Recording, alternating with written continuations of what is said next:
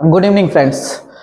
जैसा कि आप लोग एसएससी सीजीएल मेंस, एसएससी जो आपका CGL pre plus SSC CHSL MTS NTPC UPP UPSI इन सारी परीक्षाओं का आप प्रिपरेशन कर रहे होंगे और उस प्रिपरेशन के जीएस पार्ट्स में एक बहुत ही बेहतरीन आपका सब्जेक्ट चलता है जिसका नाम है बायोलॉजी। हाँ, तो बायोलॉजी से बहुत सारे क्वेश्चन भी बनते हैं और बायोलॉजी से हम स्टार्ट भी किए हैं कि बायोलॉजी की एक सीरीज चला दिया जाए जिससे आप बहुत सारे लड़कों का दिक्कत होता है, जैसे मैथ्स बैकग्राउंड से होते हैं, बायो के अच्छे डिफिकल्ट वर्ड्स जो होते हैं आपको समझ में नहीं आता है जी, आपको समझ में नहीं आता है कैसे याद होगा क्या होगा, तो उसको एक फनी लैंग्वेज में ना, जैसे अपने शरीर के ही बारे में तो पढ़ना ना, शरीर के बारे में ही पढ़ना यार। अगर शरीर के बारे में हम अच्छे से थोड़ा सा समझ लें कि हमारे शरीर का कौन सा अंग कैसे फंक्शन करता है, क्या क्या अंग होते हैं, कैसे फंक्शन करता है, ये सारी चीजें, जैसे दिल कैसे धड़कता है, क्या चीजें उसमें पंपिंग होती है, आपको लंग्स कैसे काम करता है, किडनी कैसे काम करती है, ब्रेन कैसे काम करता है, जितने भी हमारे सेंस ऑर्गन है कैसे काम करते हैं, अगर इन सारी चीजों को समझ लिया जाए तो मजा आ जाएगा।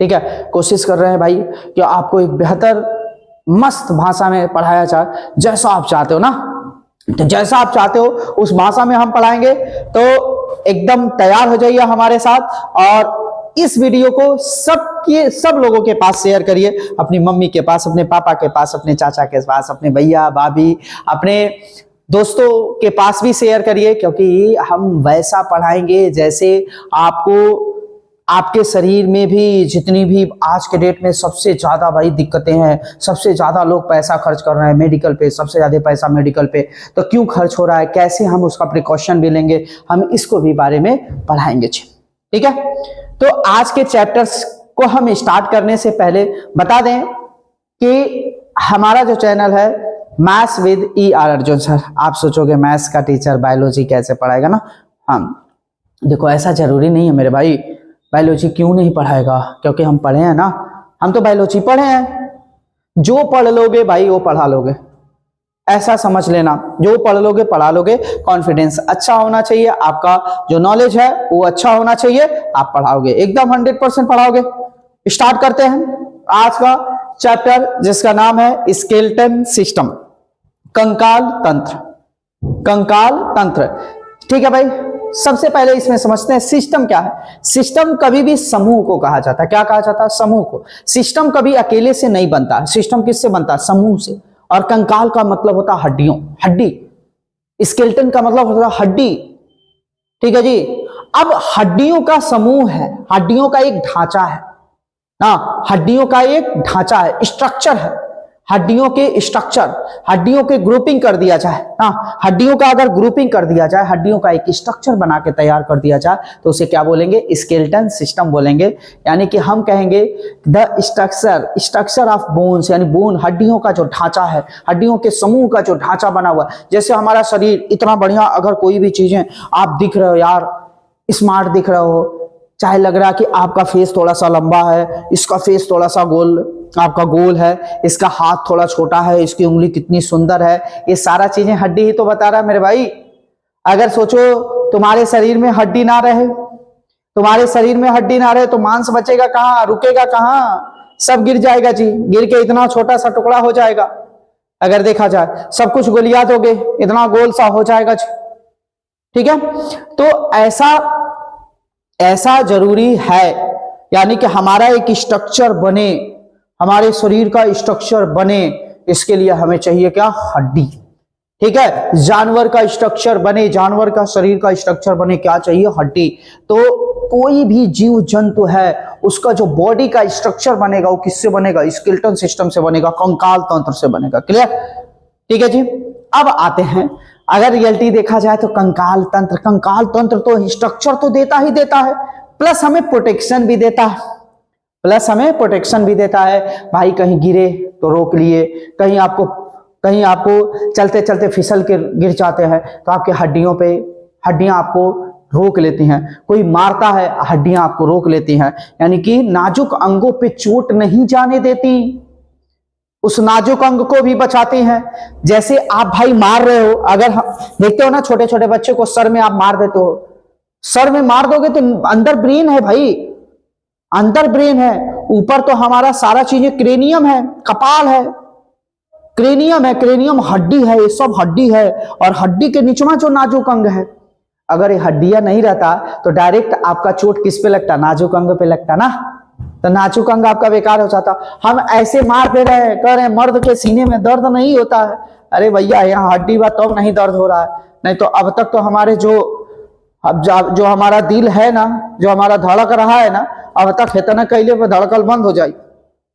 समझ पा रहे हो ना? तो ये सब नाजुक, हमारी किडनी को, हमारे लीवर को, हमारे लंग्स को, हमारे अगर देखा जाए हार्ट को, हमारे ब्रेन को, सबको आपको एक नाजुक अंगों को एक तरह से क्या देता है, सुरक्षा भी देता है। हमारी नसों को, सबको एक तरह से क्या देता है, सुरक्षा देता है। क्लियर? तो स्केलेटल सिस्टम एक स्ट्रक्चर बनाने के साथ साथ आपकी बॉडी को क्या देता है, सुरक्षा भी देता है, प्रोटेक्शन भी देता है ना। समझ में आ रहा होगा? बायोलॉजी मजेदार है जी, बायोलॉजी बहुत मजेदार चीज है ना। हम भी सोचते थे कि बायोलॉजी कितना कठिन है, लेकिन बायोलॉजी बहुत मजेदार है, अगर पढ़ोगे तो बहुत मजा आएगा बायोलॉजी में ना। चलिए स्टार्ट करते हैं। अब देखिए प्रोटेक्शन दो तरह से दिया जाए, कई ऐसे प्रोटेक्शन होता है जिसको बोलते हैं आंतरिक कंकाल और एक बोलते हैं बाह्य कंकाल। ठीक है जी। अब आंतरिक कंकाल का मतलब ऐसे समझो कि यानी ऐसा कंकाल, ऐसी हड्डी जिसके ऊपरों से कुछ हो, यानी मांस हो, स्किन हो, ऐसा कुछ हो। ठीक है, तो इसको बोलते हैं आंतरिक कंकाल। क्या बोलेंगे? आंतरिक कंकाल। समझ पाए? जैसे हमारे शरीर में जितनी भी हड्डियां होती हैं, तो हड्डियों के ऊपर मांस है, मांस के ऊपर स्किन है, यानी अंदर से प्रोटेक्शन दे रही है, तो उसको बोलते हैं आंतरिक कंकाल। यानी जितने भी जीव जंतु होते हैं, जितने भी जीव जंतु और मनुष्य होते हैं, जैसे गाय, भैंस, बकरी, कुत्ता, बिल्ली और हम लोग, ठीक है, इन सब में आंतरिक कंकाल होता है। क्या होता है? आंतरिक कंकाल। क्लियर? अब समझना मेरे बाबू। अब भाई समझिए जरा, बाह्य कंकाल। बाह्य कंकाल जो बाहर से ही आपको प्रोटेक्शन दे दें, यानी कि कोई चीज हम बाहर से ही करें तो प्रोटेक्ट कर दे। जैसे चूंटा, आप देखोगे चूंटा को आप कितने भी ऐसे मार देते हो ना, चींटी या चूंटा को ऐसे मार देते हो तो फिर गोल गोल घूमती है और फिर क्या करती है, भाग जाती है। घर में तिलचट्टवा को मारते हो ना, तो तिलचट्टवा ऐसे बेचारा बैठ जाता है, फिर जैसे तुम मारते हो फिर भाग जाता है। ठीक है, जितने भी कीट पतंगे हैं उन सब में कैसा कंकाल पाया जाता है? बाह्य कंकाल। इंसेक्ट्स जितने भी होते हैं, कीट पतंगे जितने भी होते हैं, क्रस्टोशियन जितने भी होते हैं, आपके सब में सब कैसा पाया जाता है? बाह्य कंकाल पाया जाता है। क्या पाया जाता है? बाह्य कंकाल पाया जाता है। क्लियर? अच्छा, कुछ जानवर ऐसे हैं जो बाह्य कंकाल और आंतरिक कंकाल दोनों पाया जाता है, जैसे कछुआ।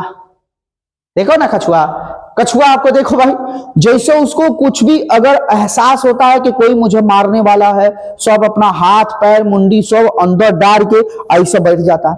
अब बाहर कैल्शियम कार्बोनेट का खूब कठोर सा उसका आवरण है, कितनों लाठी मारोगे बाबू मरबे नहीं करेगा, कितनों लाठी मारोगे मरेगा ही नहीं। ठीक है, तो बाह्य अगर देखोगे तो इसको बोलते हैं बाह्य कंकाल। ठीक है। अच्छा, बाह्य कंकाल में एक चीज होता है, रक्त का संचार नहीं होता है मेरे भाई, रक्त का संचार इसमें होता ही नहीं है। इसमें देखते होगे ना, जैसे अगर तिलचट्टा को मारते हो तो मर तो जाता है लेकिन खून नहीं निकलता। चींटी को मारते हो, कहाँ खून निकलता है। ठीक है, मच्छरवा को मारते हो, मच्छर जब तक तुम्हारा खून नहीं पीता है तब तक खून नहीं निकलता है ना।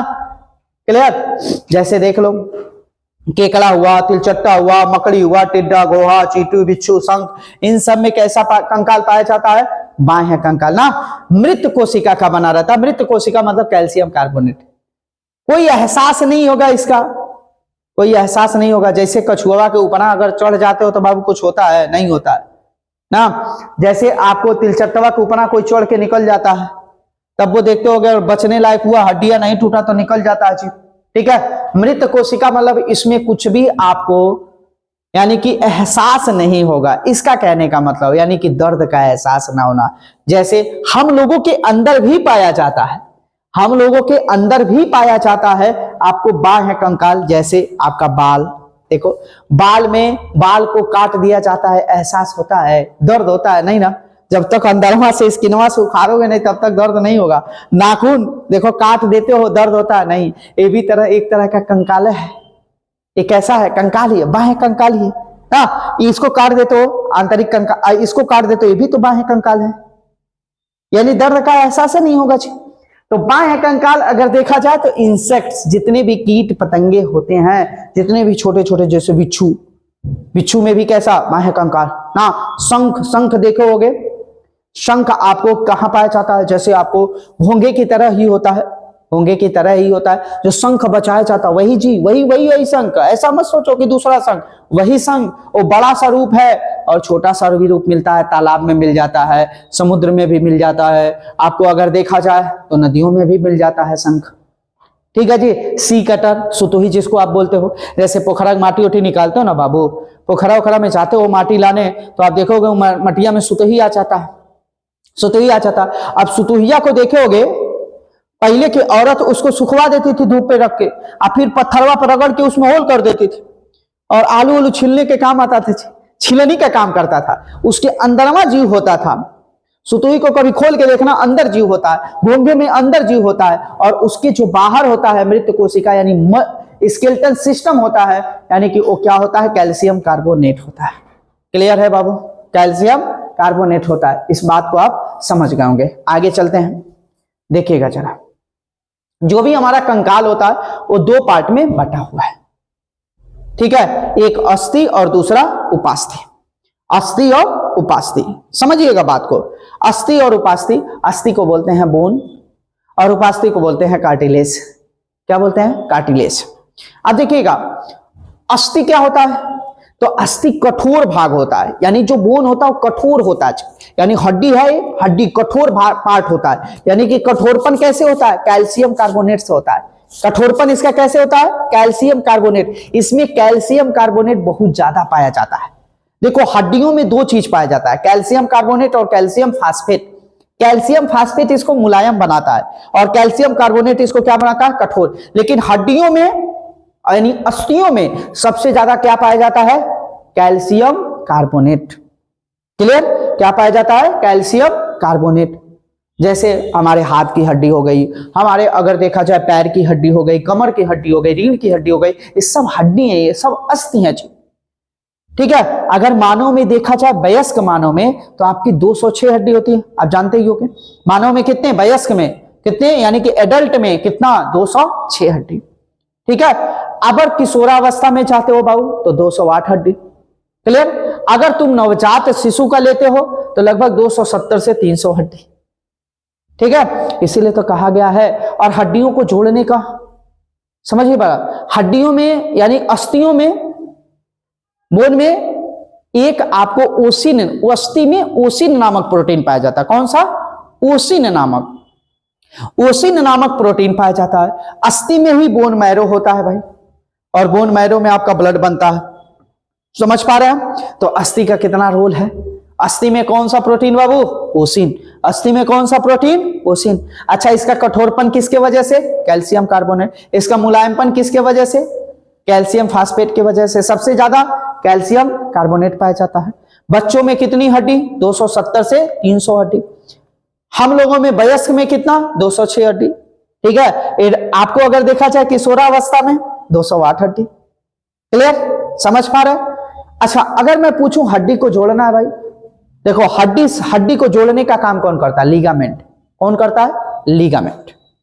क्लियर बाबू, हड्डियों को जोड़ने का काम करता है लिगामेंट। लिगामेंट लिक्विड पदार्थ होता है। क्या होता है, लिक्विड पदार्थ। ये हड्डियों के बीच से आपको लिक्विड ऐसे निकलता रहता है। बस दो हड्डी को तुम बराबर कर दोगे तो अपने आप जुट जाएगा, यानी टूटी हुई हड्डी अपने आप जुड़ जाएगा। प्लास्टर होता है ना बाबू, सब लोग प्लास्टर, हड्डी टूट जाता है क्या करवाते हो, प्लास्टर। क्या पहले जमाना में भी प्लास्टर होता था, आप कहोगे नहीं जी। क्या हड्डी को जोड़ा जाता है दवा से, आप कहोगे नहीं जी। हड्डी तो अपने आप जुड़ता है, किससे, लिगामेंट से, जो हड्डियों में ही होता है। यानी हड्डी से ही लिगामेंट निकलता है, लिगामेंट हड्डी को जोड़ देता है। यानी जो भी हड्डी हमारा टूटेगा, इधर से भी लिगामेंट निकलेगा, उधर से भी लिगामेंट। एक तरह से समझो गोद है, वो कहा बाबू गोद है, फेविकोल। वो फेविकोलवा जब दोनों को मिलेगा हड्डियों को जोड़ देगा। अब देखो ये मेरा है, अगर तोड़ के हम ऐसे जोड़ देंगे तो हमारा उंगली टेढ़ हो जाएगी जी। क्लियर। तो ये सीधा सीधा जोड़े, इसके लिए प्लास्टर करवाया जाता है। प्लास्टर होता है पीओपी, प्लास्टर ऑफ पेरिस होता है, जो घर में पीओपी मारते हुए पीओपी वहां भी है। जानते हो क्या किया जाता है कि भाई ऐसे लगा दिया जाता है कि तुम्हारा हथवा हिले डुले ना, और जब हिले डुलेगा ना ऐसा सीधा रहेगा तो तुम्हारा हथवा सीधे सीधे क्या हो जाएगा, जुड़ जाएगा। तुम्हारा हाथ सीधा सीधा क्या हो जाएगा, जुड़ जाएगा। आप तनिको मनिको हिला दोगे तब पता चली हाई हड्डियां ऊपरा के ऐसे जुड़ जाएगी, वो तो नेचुरल है। लिगामेंट को कभी भी बनाया नहीं जा सकता है, लिगामेंट नेचुरल होता है, ठीक है। तो प्लास्टर बस इसलिए, अच्छा प्लास्टर ना करो तो नहीं जुड़ेगा, नहीं जुड़ जाएगा जी, बस कुछ करो, हेयर से फट्टी ले लो, इधर से फट्टी ले लो, फट्टी से बांध दो, बांसे का फट्टी ले लो, दूठे बांसे का फट्टी नीचवा से लगा के ऊपर से रस्सी से बांध दो, तब वो तुम्हारा हाथ जुड़ जाए।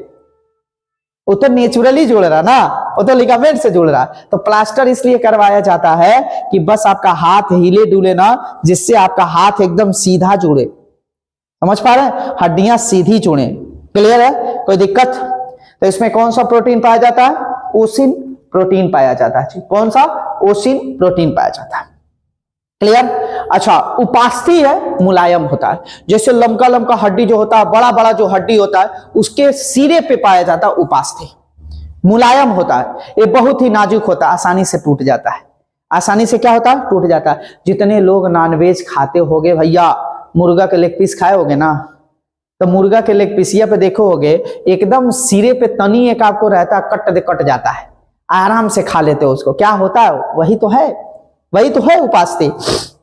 उपास्थि का मतलब मुलायम चीज, और लंबी लंबी बड़ी बड़ी जो हड्डियां होती हैं उनके सिरे पे होता है उपास्थि। उनके सिरे पे क्या होता है? उपास्थि होता है। क्लियर? और ये मुलायम होता है, और इसमें कैल्शियम कार्बोनेट नहीं पाया जाता, इसमें कैल्शियम फास्फेट पाया जाता है, और आसानी से टूट जाता है। तो अब ऐसे सोचो कि हमारे शरीर का कौन कौन हड्डी आसानी से टूट जाता है। जैसे कान की हड्डी, देखो जितना पहलवान होते हैं उनका कनवर रगड़ रगड़ के तोड़ देते हैं सब। एक तो पहलवानों का कान क्या हो जाता है बाबू? टूट जाता है। पहलवानों का कनवा ऐसा टूट जाता है क्योंकि ये आसानी से मुड़ रहा है। देखो ऐसे ऐसे ऐसे ऐसे घुमाओ, मुड़ेगा कि नहीं मुड़ेगा? तो आपको सारा मुड़ रहा है, देखो जरा मुड़ रहा है ना, तो ये अस्थि नहीं है, उपास्थि है। नाकी पे कितनों मार दे तो कितना लोग ऐसा नकिया मार दे तो बम दे, नकिया टूट जाता है, नकिया टूट जाता है। क्योंकि नाक भी आसानी, अगर इतना तेज हेप पर मार रहे हैं तो नहीं टूट रहा, इतना तेज नाकी पे मार दोगे तो नकिया टूट जाएगा जी। क्योंकि नाक में हड्डी नहीं, नाक में उपास्थि है। नाक में क्या है? उपास्थि है, कार्टिलेज है। क्लियर? तो उपास्थि का मतलब कार्टिलेज, और कार्टिलेज थोड़ा सा आपको वीक होता है, हड्डियों के तुलना में कमजोर होता है, आसानी से टूट जाता है, मुलायम होता है। इसमें कैल्शियम कार्बोनेट नहीं पाया जाता, कैल्शियम फास्फेट पाया जाता है। क्या पाया जाता है? Calcium phosphate. इसमें कांड्रीन नामक प्रोटीन पाया जाता है। कौन सा? कांट्रीन नामक प्रोटीन पाया जाता है, और कांड्रियोब्लास्ट सेल का बना होता है। किसका बना रहता है बाबू? कांड्रियोब्लास्ट का बना रहता है, और इसका एक बाहरी लेयर भी होता है, यानी कि जितने भी होते हैं पेरिकांड्रियम ज्यादातर पेरी से ही स्टार्ट होता है। जो कार्टिलेज है कांड्रियम है, यानी कि कांड्रियम। ठीक है जी, क्लियर है? पेरिकांड्रियम एक बाहरी आवरण को कहा जाता है, झिल्ली नुमा होता है, ठीक है। और जो आपको कांड्रियोब्लास्ट होता है, सेल है, सेल का टाइप है, सेल हम पढ़ाए हैं। अगर इस वीडियो को नहीं देखे हैं तो पिछले जाके आपको सेल का भी वीडियो देखिए बायोलॉजी में, बहुत अच्छा आपको समझ में आएगा, मजा आ जाएगा जी। बायोलॉजी को हम सोच रहे हैं तुम लोगों को डॉक्टर बना दे, एकदम मजेदार चीजों में, ठीक है। तो अब देखिए अस्थि को जोड़ दिया, अस्थि को कौन जोड़ा? यानी अस्थि को अस्थि से कौन जोड़ा? लिगामेंट। अब जितना भी अस्थि होते हैं, यानी जितनी भी हड्डियां होती हैं, जहां जहां जोड़ होता है उसमें एक लिक्विड भरा रहता है जिसका नाम है साइनोवियल फ्लूइड, साइनोवियल द्रव। क्या नाम है? साइनोवियल द्रव। जितना भी हमारी हड्डियां जुड़ रही हैं एक दूसरे से, जैसे घुटने पे, कमर पे, ठीक है जी, आपको कंधे पे, आपको यहां पे, हर जगह कौन भरा रहता है? साइनोवियल फ्लूइड भरा रहता है, साइनोवियल फ्लूइड। धीरे धीरे जब ये साइनोवियल फ्लूइड उम्र के साथ, अगर आपका उम्र बढ़ता जाएगा, धीरे धीरे ये साइनोवियल फ्लूइड भी लिक्विड है, यानी कि नेचुरल है। कैसा है? नेचुरल है। ये भी फिर से लाया नहीं जा सकता है, इसको भी फिर से लाया नहीं जा सकता, ये नेचुरली है, नेचुरल चीज है। तो साइनोवियल फ्लूइड फिर से लाया नहीं जा सकता, फिर से पनपाया नहीं जा सकता, फिर से बनाया नहीं जा सकता। लेकिन देखो तो जरा, ये साइनोवियल फ्लूइड भाई जब कम हो जाएगा तो हड्डियों में घिसन चालू हो जाएगा। जैसे दो हड्डियां जुड़ी हुई हैं, वहां समझ लो ग्रीस है, ग्रीस का काम कर रहा है। और जब ग्रीसिंग सही से नहीं होगा बाबू, तो दो हड्डियों में क्या उत्पन्न हो जाएगा? रगड़। दो हड्डियों में क्या उत्पन्न हो जाएगा? रगड़। और जब दोनों हड्डियां रगड़ेंगी तो होगा दर्द, और रगड़ होगा तो चट चट करी। जैसे देखते होगे कितने लोग बैठे रहते हैं, जब उठते हैं तो घुटना करेला चट करता है ना, चट चट का आवाज आता है। तो चट चट का जब आवाज आता है, सोच लो आप लोग, सोच लीजिए कि बाबू साइनोवियल फ्लूइड अब कम हो रहा है, मतलब बहुत जल्दी है तुके घुटना का दर्द होके वाला। समझ पा रहे हैं? हमारे खान पान से भी साइनोवियल फ्लूइड आपका चला जा रहा है। खान पान हमारा सही नहीं है, बहुत ज्यादा यूरिया डीएपी का हम यूज कर रहे हैं भाई, तो उसके वजह से भी साइनोवियल फ्लूइड धीरे धीरे जा रहा है। कमर पे पाया जाता है, तो कमर पे भैया, कमर पे भी साइनोवियल फ्लूइड आपका खत्म होगा। तो जितना साइनोवियल फ्लूइड होगा, अगर साइनोवियल फ्लूइड खत्म होगा तो उसी एक बीमारी हो जाती है, और उस बीमारी का बड़ा ही तवज्जो वाला नाम आप जानते ही हैं, उस बीमारी का नाम है गठिया रोग, अर्थराइटिस। अर्थराइटिस का नाम सुने हो ना? गठिया रोग। घुटने में दर्द होके लगी, कमरिया में दर्द होके लगी बाबू, कमर में दर्द हो रहा है, घुटने में दर्द हो रहा है, ये सब अर्थराइटिस। और अर्थराइटिस में साइनोवियल फ्लूइड क्या हो जाता है? खत्म हो जाता है। तो एक चीजें ध्यान में रखना, साइनोवियल फ्लूइड फिर से लाया नहीं जा सकता। अगर साइनोवियल फ्लूइड फिर से बनाया नहीं जा सकता तो अपना दिमाग आप खुद लगाओ, अपना दिमाग खुद लगाओ कि हम घुटने दर्द से कैसे निजात पा सकते हैं, कमर दर्द से कैसे निजात पा सकते हैं। तो बाबू घुटना दर्द, कमर दर्द से निजात दर्दे का गोली खा के नहीं पा पाओगे, कैल्शियम का दवा खा के नहीं पा पाओगे, क्योंकि साइनोवियल फ्लूइड कैल्शियम की दवा से नहीं बनता है। गैसे का दवा डीएसआर खा के नहीं बना सकते। समझ पा रहे हो ना? ई कुल खैले तो साइनोवियल फ्लूइड बनी ना, यानी कि बस ये आपको माइंड को थोड़ा सा दूर कर देगा कि तुम्हें दर्द नहीं हो रहा है, लेकिन वो जड़ से नहीं जाएगा भाई। किससे नहीं जाएगा? जड़ से। लेकिन आज हर घर की एक ही कहानी है कि हर घर में कमर दर्द वाले हैं, हर घर में घुटना दर्द वाले हैं, और सब लोग जाके एकदम बेतहासा दवा खा रहे हैं। काहे दवा खा रहे हो भाई? जब जान रहे हो कि ये नेचुरल है, मैं इसको पुनः से फिर से पनपा नहीं सकता हूं, फिर से ला नहीं सकता हूं, तो दवा खा के दर्द आप दूर कर रहे हो। दर्द मत दूर करो। इसका एक बेहतर इलाज है कि आप ज्यादा से ज्यादा एक्सरसाइज करो। जितना बढ़िया घुमाओगे अपने पैर को, जितना बढ़िया स्ट्रेच करोगे, घुमाओगे, थोड़ा सा वर्क करोगे, काम करोगे, उतना ही जल्दी तुम्हारा आपको क्या होगा? घुटने का दर्द खत्म होगा। जैसे देखते होंगे ना, दरवाजा और में अगर तेल नहीं पड़ा रहता तब वो बाबू 8-10 बार अगर ऐसा हुमच के कर दोगे ना तो दरवाजा फ्री हो जाता है। समझ पाए? तेल नहीं है तो भाई वैसे हम फ्री कर देंगे, 4 बार आगे पीछे, 4 बार आगे पीछे करके हम फ्री कर लेंगे। तो वैसे जब तुम्हारा पैरवा का तेलवा खत्म हो गया बाबू, ग्रीस खत्म हो गया है, तो तुम काहे दवा खाने जा रहे हो? दवा से बनबे नहीं करेगा।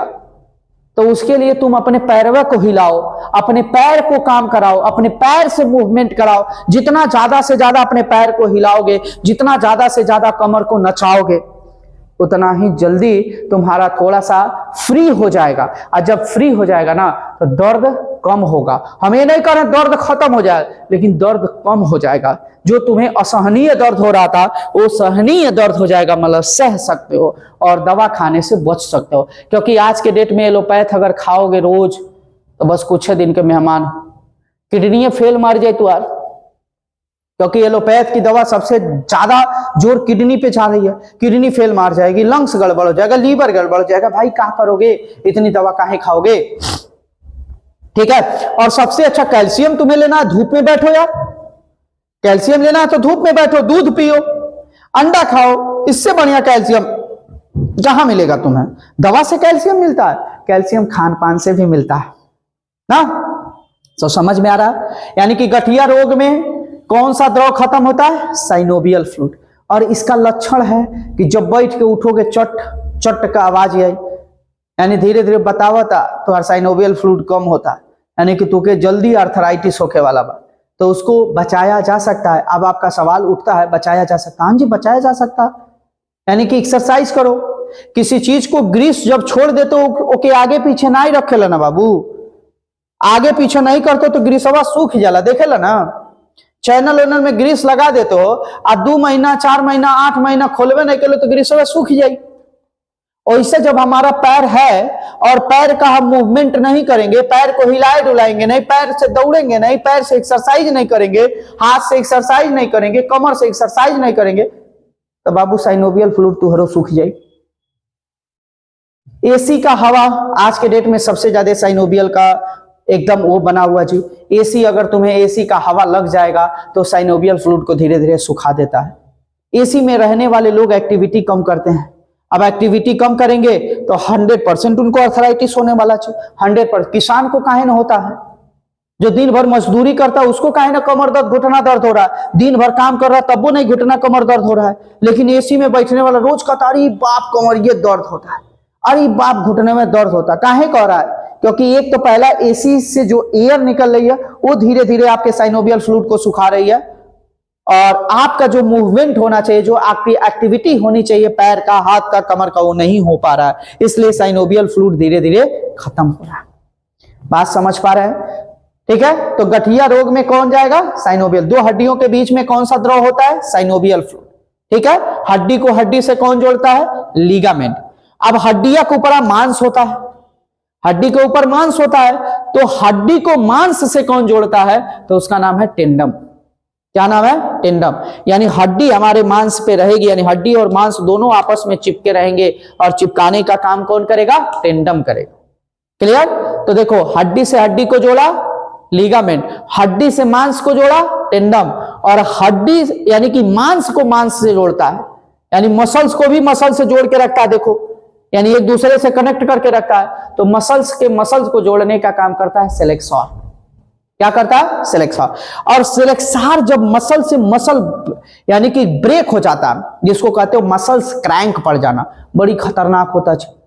कहीं पकड़ेगो नहीं करी तुहार दर्दो होते रहे। जैसे देखते होगे हाथ पैर में कितने लोगों का मसल्स, यानी जो जिम करते हैं उनका मसल्स स्ट्रेच पड़ जाता, मसल्स क्रैंक पड़ जाता, मसल्स ब्रेक हो जाता। और जब मसल्स ब्रेक होता है ना, कौनो अल्ट्रासाउंड एमआरआई करेगा वो पकड़ाई नहीं, क्योंकि अल्ट्रासाउंड एमआरआई मसल्स ब्रेक नहीं पकड़ाएगा। और जब मसल्स ब्रेक नहीं पकड़ाएगा, अब इसके लिए क्या करें सर? तो इसके लिए आपको फुल डेडिकेशन के साथ एकदम आपको मसल्स को ज्यादा हिलाइए डुलाइए ना। सेलेक्सॉर नेचुरली है, सेलेक्सॉर बनेगा, धीरे धीरे मसल्स को क्या कर देगा? कनेक्ट कर देगा। समझ पा रहे ना? इसीलिए आप देखते होंगे कि जितने भी क्रिकेटर होते हैं, क्रिकेटरवन के बाबू के अगर स्ट्रेच पड़ जाता है, मसल्स क्रैंक पड़ जाता है, तो एकदम तुरंत बीसीसीआई उन्होंने कोई बाबू हॉस्पिटल में एडमिट हो जाओ, हिलिया डुलिया मत, हिलिया डुलिया ना, जल्दी ठीक होके एक बात, तो नहीं तो दौड़बो कूदबो ठीक नहीं हो बचे। समझ पा रहे ना? तो मसल से मसल को कौन जोड़ा? सेलेक्सॉर। मसल से हड्डी को कौन जोड़ा? टेंडम। और हड्डी से हड्डी को कौन जोड़ा? लिगामेंट। समझ पा रहे ना? हड्डी से हड्डी को कौन जोड़ा? लिगामेंट। क्लियर है? कोनो दिक्कत? अच्छा, ये सब उम्र जब जाएगा ना तो धीरे धीरे कम होते जाएंगे, लिगामेंट भी कम होगा, सेलेक्सॉर भी कम होगा आपको, उसके बाद मसल्स में टेंडम जो होगा वो भी कम होगा। आप देखते होंगे, इसीलिए बुढ़ऊ लोगों के देखते होंगे आपको हड्डियां मछुइया छोड़ दे, मांस लटक जाता, हड्डी हो जाता, झुर्रियां पड़ जाता। अगर ये सब कुछ रही तो झुर्री नहीं पड़ी जी, सब कुछ ठीक ठाक रहेगा तो झुर्री झर्रा नहीं पड़ेगा। यानी कि देखते होगे हड्डी छूट गया, हड्डी छूट गया, मसल्स आपका, मसल से मसल्स ब्रेक हो जाते हैं, उनका मांस ऐसे लटकता रहता है, सब झुर्री हो जाता है, सब स्किन लटक जाता है, मांस लटक जाता है, क्योंकि ये उम्र के साथ धीरे धीरे खत्म होता जाता है। आज के कंकाल तंत्र के वीडियो में जहां तक हमें उम्मीद है कि आपको समझ में आ रहा है ना, हम इसका इलाज भी बताएंगे, हम इसका कोशिश करेंगे कि आपको थोड़ा सा घरेलू नुस्खा भी बताया जाए जिससे आप स्वस्थ रह सकें, क्योंकि आज के डेट में स्वस्थ रहना सबसे जरूरी है जी। अगर आप अपने शरीर पे 1 घंटा समय नहीं दे पा रहे हैं तो समझ लीजिए दुनिया के सबसे आप खतरनाक आदमी हैं, समझ लीजिए बहुत जल्दी जाने वाले हैं, क्योंकि पैसे से सब चीज नहीं खरीदा जा सकता। बाबू पैसा कमाओ, तरक्की करो, खूब करो, लेकिन शरीर पे 1 घंटा ध्यान जरूर दो, जिससे मजा आए, तुम्हारा भी बेनिफिट हो। क्लियर है? तो आज का अगर बायोलॉजी का वीडियो हम कंटिन्यू रखें, ऐसे ही कंटिन्यू रखें, आप कमेंट बॉक्स में जरूर हमें कमेंट करें, और ज्यादा से ज्यादा अपने दोस्तों यारों, अपनी बहन, अपने भाई, अपने मम्मी, अपने पापा, सबको ये शेयर करिए, क्योंकि हड्डियां सबके लिए हैं जी। सब लोग कहते हैं कि बाबू हमार कमरिया दर्द होता दवाई नहीं दिया होता, तनी उन्हों को हम समझाई, हम वीडियो में समझाई कि काहे दवाई ना खा लो। दवाई खइबो बाबू 10 साल जिए वाला बड़ा 2 साल में मर जीबो।